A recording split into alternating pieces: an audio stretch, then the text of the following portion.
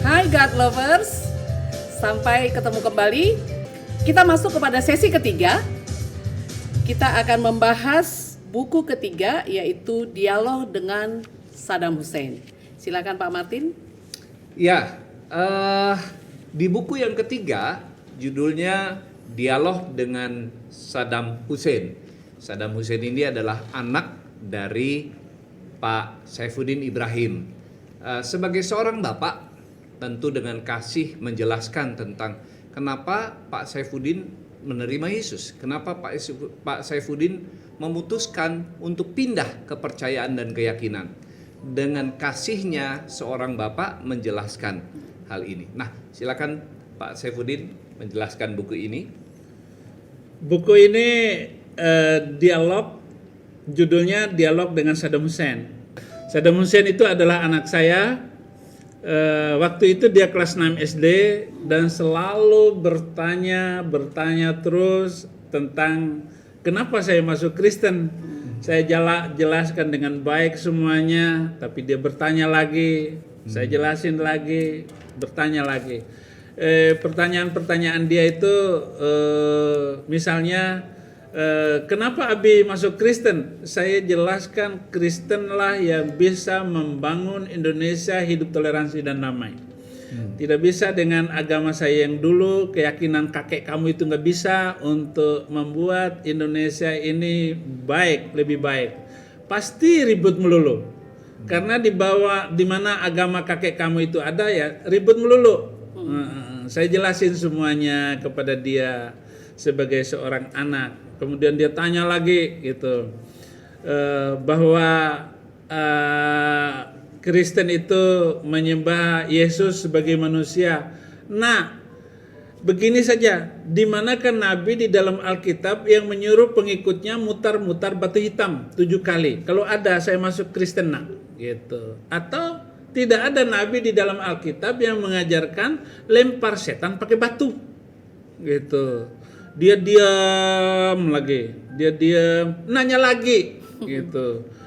Nah, itulah buku yang ada di kita ini. Dialog dengan Saddam Hussein adalah menjawab kepada anak sendiri dan mendidik dan melatih. Kenapa? Karena tanggung jawab saya sebagai ayah supaya anak saya masuk surga. Jangan sampai di masa yang akan datang anak saya ini menyesal, apalagi hidup di dunia hanya sekali dan hidup ini adalah kesempatan itu adalah melayani Tuhan dengan sebaik-baiknya. Itu sebabnya kekhawatiran dan ketakutan itu muncul dan saya harus menjelaskan kepada Saddam Hussein dengan penuh kasih dan cinta.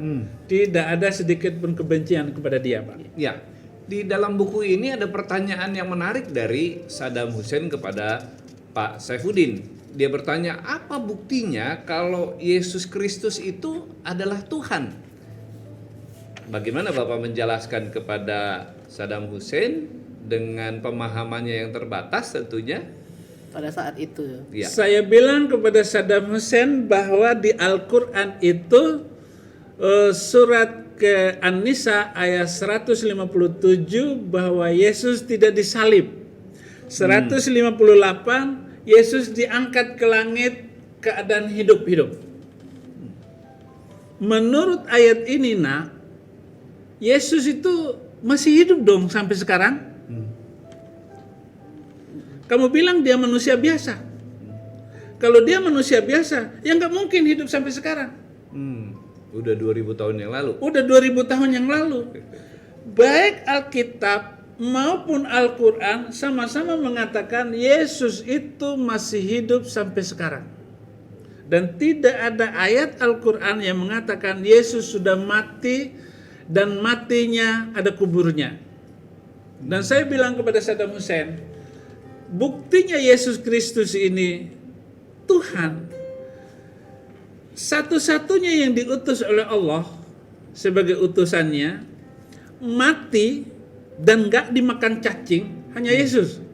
Karena 3 hari kemudian dia bangkit naik ke langit. Semua yang mati dimakan cacing. Dan kuburnya masih ada. Atau minimal pernah mati. dan dimakan cacing. Tapi Yesus Kristus tidak pernah dimakan cacing karena hanya 3 hari kemudian naik ke langit.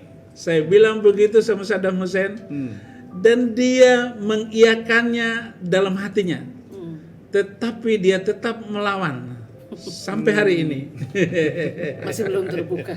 Masih belum, walaupun jawaban saya tepat semua, Pak. Nah, ada pertanyaan lagi, Pak. Sebutkan 10 perbedaan kisah sejarah dalam Alkitab dan Al-Quran. Sejarah Alkitab dan sejarah Al-Quran. Ada 10 perbedaannya.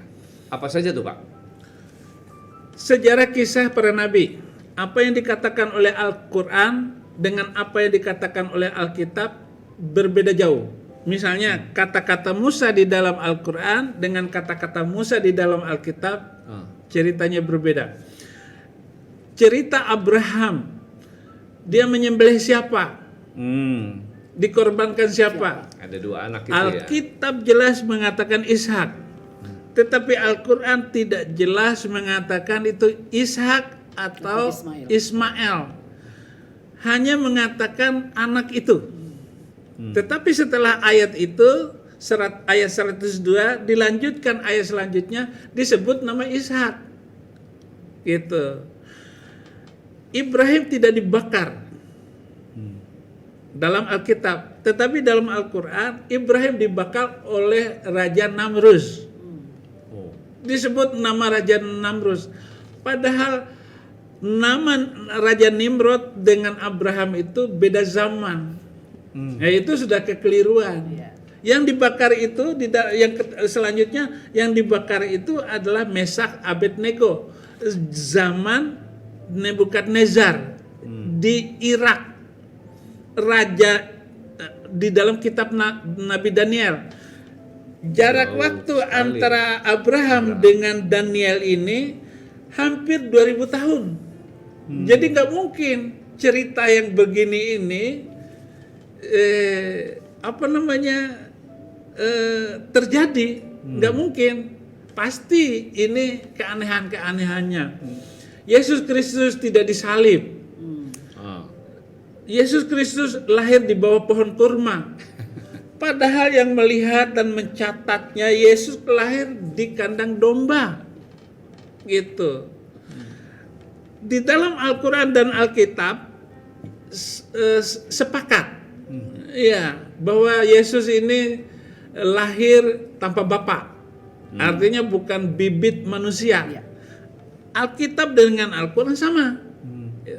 Tetapi sejarah selanjutnya dan apa yang diajarkan oleh Yesus Kristus itu tidak diajarkan dalam Al-Quran. Perumpamaan-perumpamaan, pengajaran-pengajarannya itu tidak ditulis semua. Kemudian misalnya Esau, itu tidak diceritakan di dalam Al-Quran. Padahal kisah Esau dengan Yakub ini adalah kisah penting karena perebutan kesulungan. Hak kesulungan itu penting sekali. Bagaimana Yakub merebut hak kesulungan itu? Artinya hak keutamaan, hak kehormatan dan kemuliaan. Al-Quran tidak tahu tentang kesulungan. Kemudian Al-Quran hanya menceritakan 2 istri Abraham. Istri Abraham itu 3. Al-Quran tidak tahu dan tidak menceritakan pentingnya Abraham punya istri 3. Dan bagaimana Abraham mengusir anaknya Ismail juga tidak ditulis di dalam Al-Quran. Kemudian masih banyak lagi bahwa keselamatan itu, perjanjian kekal itu lewat turunan Ishak, bukan Ismail. Ini juga tidak diceritakan di dalam Al-Quran. Karena teologi Kristen ini selalu berkata Allah Abraham, Ishak, Yakub.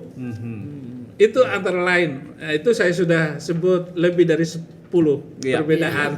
Betul. Terima kasih. Ternyata ada perbedaan-perbedaan yang sangat menyolok antara sejarah Alkitab dan juga sejarah di dalam Al-Quran. Maka timbullah keraguannya.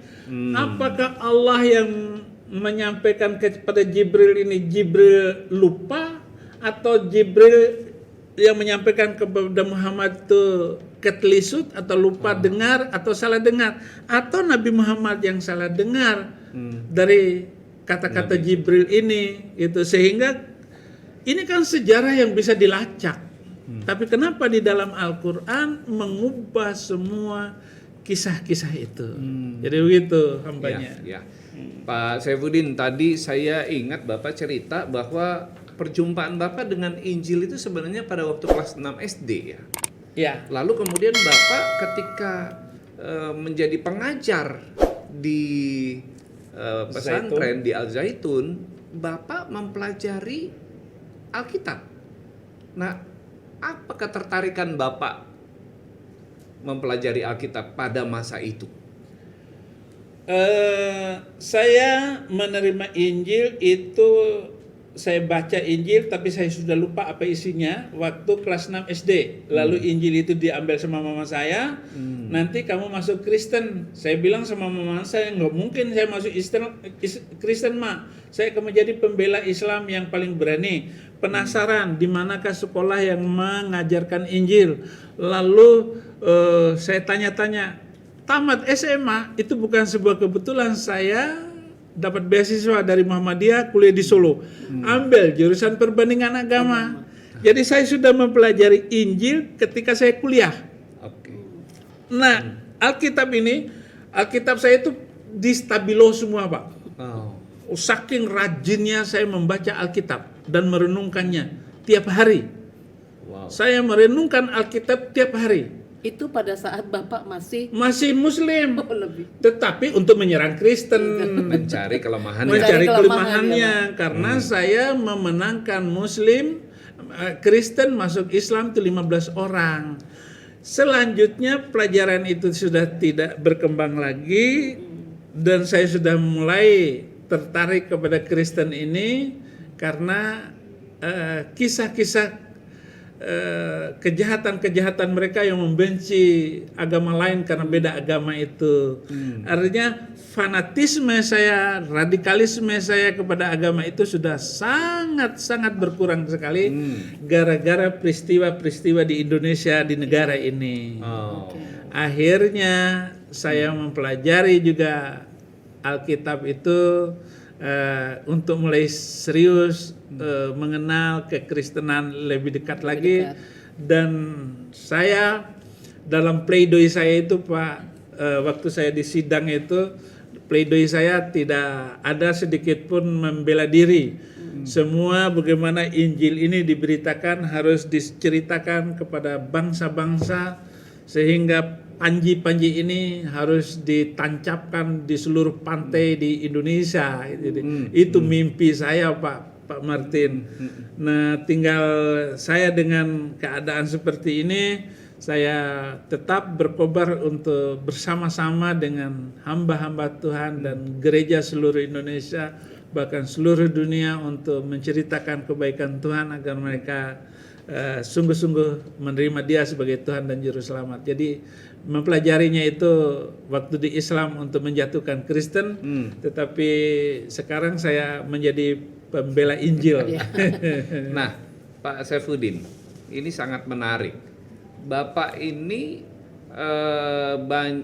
tanpa tedeng aling-aling menyatakan iman Bapak sekarang kepada Tuhan Yesus. Lalu akibatnya Bapak dibenci banyak orang, bahkan Bapak dijebloskan dalam penjara. Ya, tapi kok Bapak tetap saja masih jadi Kristen? Apa alasannya, Pak? Saya percaya dengan janji Tuhan. Janjinya itu ya dan amin. Yohanes 16 ayat 2, akan datang saatnya kamu akan dikucilkan semua orang, dan yang membunuh kamu akan mengatakan bahwa itu adalah berbuat bakti kepada Allah. Jadi sudah dikatakan seperti itu. Dan janjinya itu. Dia bilang, Yohanes 10 ayat 28, A'taitul hayatal abadiyata wala tahlikuha abada wala ahadun yahtifu minni. Yesus bilang, aku memberikan hidup yang kekal kepada mereka dan mereka pasti tidak akan binasa selama-lamanya. Dan mereka tidak satu pun yang mengambil dari tanganku. Jadi kepastian itu sudah saya peroleh. Sudah saya miliki dan saya yakin bahwa apa yang saya yakini ini adalah kebenaran, kepastian. Jadi saya sebenarnya tidak pindah agama. Saya pindah dari ketidakpastian menuju hidup yang pasti, dan hidup yang pasti itu hanya ada di dalam Yesus Kristus. Dan ini harus mengikuti Injil, harus mempelajari Dia. Jadi tidak bisa dengan hanya ikut hujat menghujat itu, apalagi debat di medsos, di WA. Lah itu nggak bisa, itu nggak sampai kebenaran itu hanya lewat di WA. Lalu maki-maki, siapa yang berani debat dengan saya, ayo maju. Loh, Saifuddin Ibrahim saja bisa dibully, ditendang, dipukul kalian semaumu. Saya hanyalah anjing mati di hadapan saudara-saudara. Saya hanya percaya kepada Yesus. Saya tidak pernah menyayangkan nyawa saya tetap cinta Dia karena Dia adalah keselamatan itu sendiri. Jadi begitu, Pak. Jadi ketika Bapak di penjara, ya, sempat nggak terpikir, kok Tuhan tidak adil dengan saya? Bukankah saya sudah membela nama Yesus? Tapi kok saya justru di penjara dan dihina sama banyak orang? Kristen itu bukan masalah kaya miskin, Pak. Kristen itu bukan masalah bahagia secara duniawi dengan menderita kemiskinan dalam harta dan uang, bukan itu. Kita itu sebabnya saya bersyukur saya jadi orang Kristen ketika umur 40 tahun. Ketika seluruh harta kekayaan ini sudah cukup bagi saya. Jabatan kehidupan saya sudah cukup. Saya sudah berada pada puncak posisi kehormatan sebagai manusia. Istri saya open house kalau Idul Fitri. Dia bangga menjadi istri saya. Bukan masalah itu, Pak. Tetapi ada satu titik di hati kita yang kosong. Yaitu keyakinan kepada Sang Maha, Sang Hyang Widiwasa, kata orang Bali, yang tidak terpenuhi di dalamnya. Kalau saya menyembah Tuhan yang tidak benar, maka saya tetap bertanya-tanya, masa Tuhan begini? Masa Tuhan memerintahkan membunuh manusia lain karena beda agama? Lah itulah pertanyaan saya. Sehingga saya terpuaskan karena ikut Yesus. Jadi bukan karena saya di penjara lalu saya ini menyalahkan Tuhan Yesus. Jangan ada yang menyalahkan Tuhan Yesus gara-gara Tuhan Yesus atau apapun alasannya. Jadi kalau saya ikut Yesus lalu saya ditangkap, kemudian tangan saya dipotong oleh mereka, jangan salahkan Tuhan Yesus, salahkan diri saya. Kenapa waktu dipotong itu nggak ditarik dan kabur? Harusnya begitu. Inilah iman yang benar, gitu. Jadi jangan salahkan. Ini saya dengar, saya menolong keluarga Kristen, orang-orang Kristen yang kecewa sama Tuhan. Goblok sekali kecewa sama Tuhan. Ini Tuhan yang salah. Karena menderita, karena ini, karena itu. Ekonomi terpuruk, kena COVID lagi. COVID ini bukan kutukan Tuhan. Ini adalah seleksi alam. Siapa yang hidup, yang mati-matilah. Gitu saja. Cuma kita ikuti protokol negara ini bagaimana. Jadi ada hati saya yang kosong yang harus. Nah ini sudah terisi oleh Kristus. Jadi walaupun saya di penjara, walaupun saya jatuh, walaupun saya apa, Yesus tetap baik selama-lamanya. Itu. Yesus cukup untuk Pak Saifuddin. Nah, Pak, beberapa waktu yang lalu ada orang yang dari Kristen pindah ke Islam, ya, dan itu diperbincangkan banyak orang. Kira-kira kalau Bapak ketemu dengan dia, apa yang Bapak mau bicarakan? Pertanyaan menarik tuh. Saya harus bilang, kamu bodoh. Yesus yang sudah menjamin kamu masuk surga, kamu tinggalkan itu. Makanya 2 Yohanes 1 ayat 9 itu Barang siapa yang tidak tinggal di dalam ajaran Kristus, dia tidak mengenal Bapa maupun Anak, alias PKI. Jadi PKI itu adalah Partai Kadrun Indonesia. Yaitu mereka yang tidak mengenal Kristus, yang meninggalkan Yesus sang juru selamat itu, dan akhirnya mereka mengganti Iman mereka. iya terang menjadi gelap. Gelap. Jadi kalau mau ketemu saya ya pastilah saya omelin gitu. Paling mau kawin lagi atau apa namanya, mau ikut terkenal seperti Saifuddin Ibrahim. Yang Oh, pindah. nggak bisa, Beda. beda. Terkenalnya Saifuddin Ibrahim dengan terkenalnya kamu itu beda jauh langit dan bumi gitu. Kembalilah hai orang yang murtad. Ikutin Yesus akan menolongmu. Iya. Dan saya ingatkan, setiap orang Kristen yang meninggalkan Yesus Kristus akan kena malapetaka sampai mati. Tetapi siapapun yang terima Yesus Kristus sebagai Tuhan dan Juru Selamat akan sukacita sepenuhnya, seperti Pak Martin dan juga saya. Saya ikut juga dong. Iya, Pak. kamu juga ikut.